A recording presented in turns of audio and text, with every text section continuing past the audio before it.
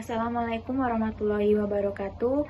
Perkenalkan kami dari kelompok 4 pemasaran, kelas Administrasi Bisnis Terapan 4B Karyawan Politeknik Negeri Batam.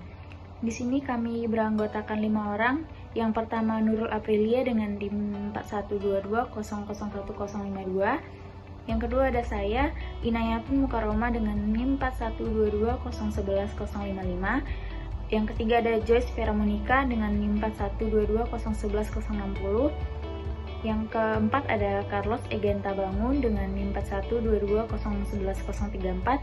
Yang kelima ada Andreas Daci dengan NIM 4122011044. Di sini kami membahas analisis TOS dalam menentukan strategi pemasaran guna meningkatkan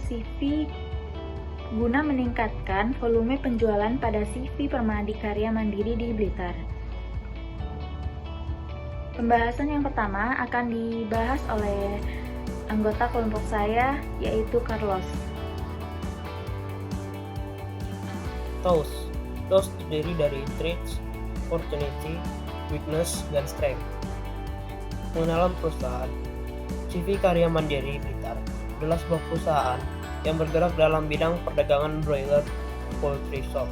Di sini perusahaan tersebut sebagai pemasok anakan ayam broiler atau kutub, pakan dan obat-obatan ayam, khususnya ayam broiler ke peternak, dan juga sebagai produsen ayam potong ke pedagang, pasar ataupun eceran partai.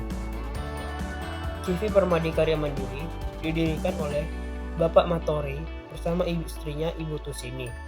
Bapak Matori dan Ibu Tusini merintis bisnis ini sejak tahun 1985 dengan yang awalnya hanya mencari ayam untuk dijual sendiri. Karena yang awalnya Ibu Tusini juga menjadi pedagang ayam di pasar, semakin dilihat peluang bagus, Bapak Matori mulai belajar tentang dunia poultry dan ayam broiler. Setelah belajar dengan waktu yang tidak lama, Bapak Matori berani mengambil keputusan untuk mencari ayam sendiri untuk dijual langsung dan dijual melalui pedagang pasar yang lain.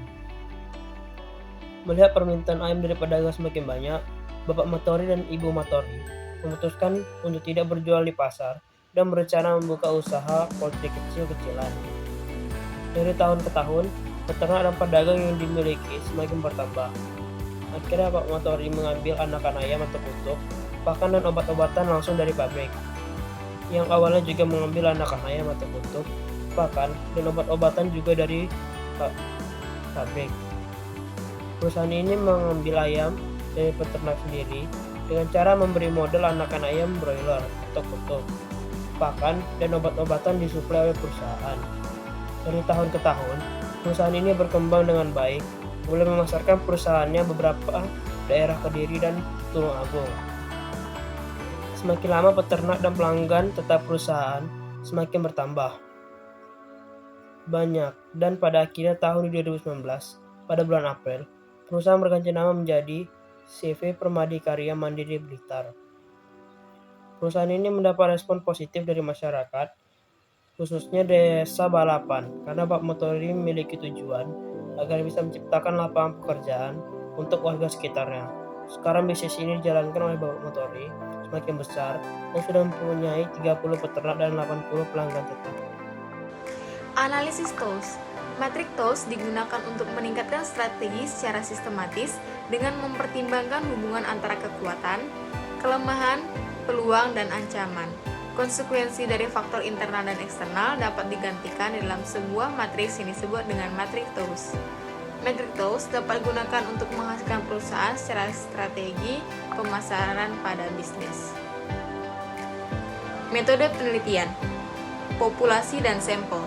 Populasi untuk melakukan pengambilan data peneliti menggunakan populasi yang berjumlah 130 orang, diambil dari 30 karyawan dan 10 pelanggan CV Permadi Karya Mandiri.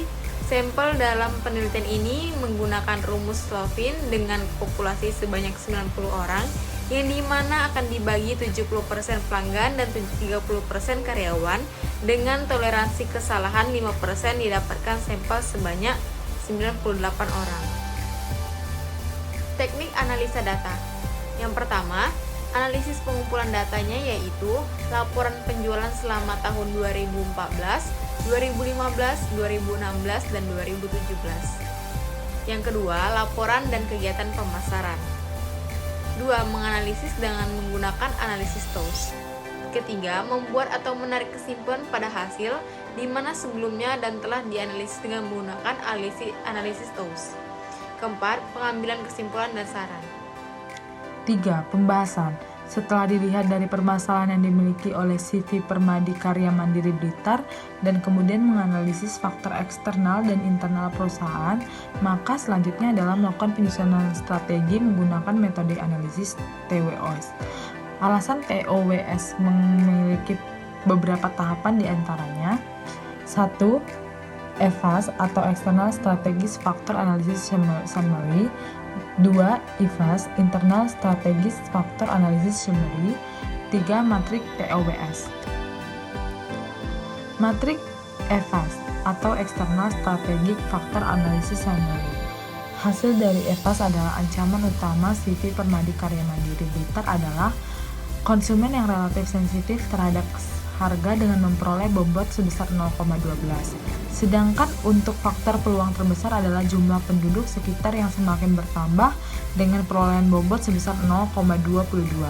Jumlah total nilai dari bobot X rating memperoleh nilai sebesar 2,98. Hal ini membuktikan bahwa CV Permadi Karya Mandiri Blitar sudah baik dalam segi eksternal di mana memperoleh nilai rata-rata 2,98. Matrik EVAS atau Internal Strategic Analysis Summary. Faktor utama kelemahan dari CV Permadi Karya Mandiri Blitar adalah kegiatan promosi dengan perolehan bobot 0,16. Kekuatan utamanya adalah pimpinan yang bertanggung jawab dengan memperoleh bobot 0,17. Jumlah total nilai bobot X rating memperoleh nilai 2,60. Dengan nilai tersebut menunjukkan bahwa CV Permadi Karya Mandiri Blitar sudah baik dalam usaha untuk mengembangkan strategi perusahaan. Seperti yang telah dianalisis dan dijelaskan bahwa nilai angka berbobot X rating mempunyai rata-rata yaitu 2,60. Metrik TOWS. Metrik TOWS digunakan sebagai alat untuk menyusun faktor-faktor strategis baik secara eksternal dan internal. Metrik TOWS dapat menggambarkan secara jelas bagaimana peluang dan ancaman eksternal yang dihadapi perusahaan dan disesuaikan dengan kekuatan dan kelemahan yang dimilikinya. Metrik TOWS dapat menghasilkan 4 sel alternatif dan strategi, yaitu strategi SO, strategi ST, strategi WO, dan strategi WT. Di mana metrik TOWS memiliki 9 sel kolom dan terdapat 4 sel faktor kunci yaitu TOWS. Faktor kunci tersebut diperoleh setelah menyelesaikan metrik IFAS dan EVAS. Kemudian keempat faktor tersebut dimasukkan ke dalam metrik TOWS. Faktor kunci S dan W dimasukkan ke dalam kolom paling atas. Selanjutnya untuk faktor O dan T dimasukkan ke dalam kolom paling kiri. Dan kolom kiri paling atas dibiarkan kosong. Tahap selanjutnya mencocokkan dan mencatat ke kolom yang telah ditentukan dan sertakan pula catatan dari jenis S1, O1, W1, dan T1 di belakang setiap strategis berfungsi untuk mengungkapkan dasar pemikiran setiap strategis.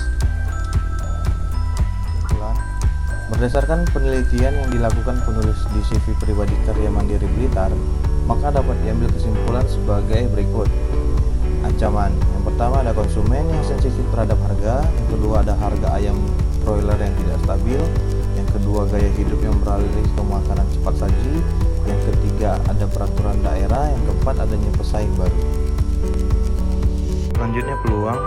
Yang pertama yaitu jumlah penduduk sekitar yang semakin bertambah, kedua perluasan jangkauan pemasaran, ketiga pemanfaatan teknologi internet dan media sosial, dan yang keempat pertumbuhan ekonomi. Yang selanjutnya adalah kelemahan. Kelemahan dapat terjadi karena kegiatan promosi. Yang kedua, lokasi perusahaan. Yang ketiga, tingkat pendidikan atau sumber daya manusia. Yang keempat, ada pelatihan kinerja. Yang kelima, ada pemberian bonus pada karyawan. Selanjutnya ada kekuatan. Kekuatan terjadi karena pimpinan yang bertanggung jawab. Yang kedua, pimpinan yang memberi motivasi pada karyawannya. Yang ketiga, dampak positif keberadaan perusahaan terhadap masyarakat sekitar. Yang keempat, ada hasil produksi. Yang kelima adalah jam kerja yang efisien. Selanjutnya, melihat dari kesimpulan yang telah diperoleh dan sebagai upaya untuk meningkatkan volume penjualan melalui strategi pemasaran tersebut yang tepat agar berlangsungan perusahaan ke depannya, maka kami memberikan saran atau masukan kepada CV Permadi Karya Mandiri, yaitu yang pertama, satu, mempertahankan konsumen relatif terhadap harga dan terus meningkatkan jika adanya pesaing baru agar perusahaan bias tersebut bertahan dan lebih berkembang. Yang kedua, jumlah penduduk sekitar yang semakin bertambah dipertahankan dan lebih meningkatkan pengetahuan tentang politik dan hukum yang ada di Jawa Timur. Yang ketiga, ada kegiatan promosi yang ada di perusahaan tetap dipertahankan untuk perusahaan agar lebih berkembang, meningkatkan pelatihan kinerja karyawan di perusahaan.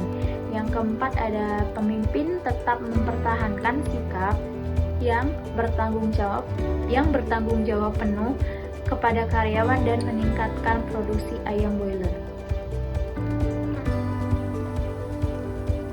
Sekian dari kelompok kami. Apabila ada salah dan kekurangan mohon dimaafkan. Apabila ingin bertanya silakan kalian tanyakan di kolom komentar. Terima kasih. Wassalamualaikum warahmatullahi wabarakatuh.